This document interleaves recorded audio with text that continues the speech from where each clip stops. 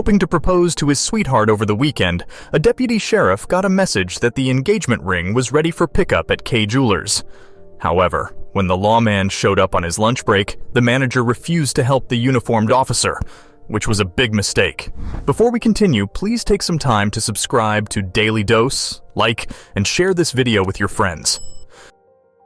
When a deputy, who worked for the Iredell Sheriff's Department but wished to remain anonymous, got a message that his engagement ring was ready for pickup, the excited cop wasted no time driving over to Kay Jewelers.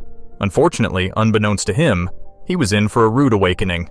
According to WDRB, Sheriff Darren Campbell said the manager met the deputy at the door and told him he couldn't enter the store while wearing his service weapon.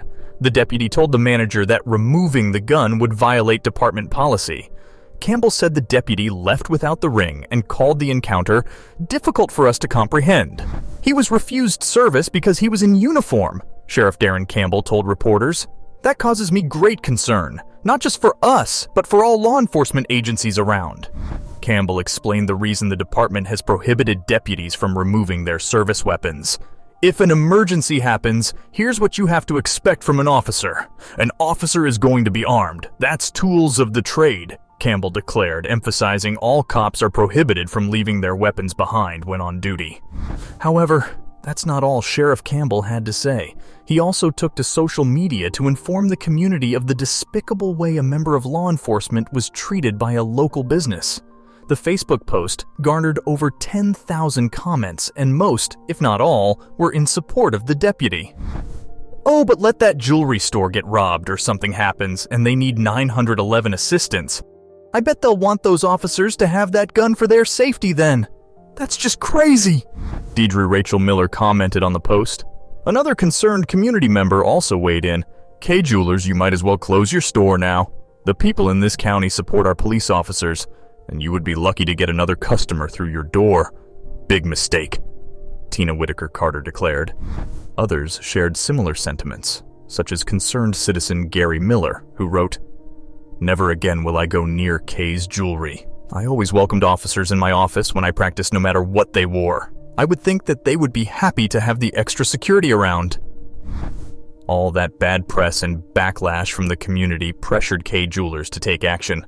According to NBC News, a store manager accused of turning away an Iredell County deputy over his service weapon is no longer with the company, Kay Jewelers said a day after being made aware of the incident. Kay Jewelers initially responded on Facebook, saying they sincerely apologize for the mishandling of this matter. However, by the reaction of the community, it appeared that Kay's corporate managers knew they had to do more than make apologies and fired the offending employee. With the public so engaged in the deputy's dilemma, the Iredell Sheriff's Department decided to share some good news that came out of the entire debacle.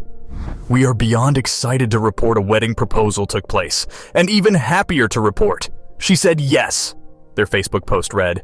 "We extend our deepest congratulations and send best wishes for a very happy future as we welcome this future deputy's wife into our work family. We understand why the deputy preferred to stay anonymous, not wanting the story to be about him, but rather about the way so many in law enforcement are mistreated by some civilians.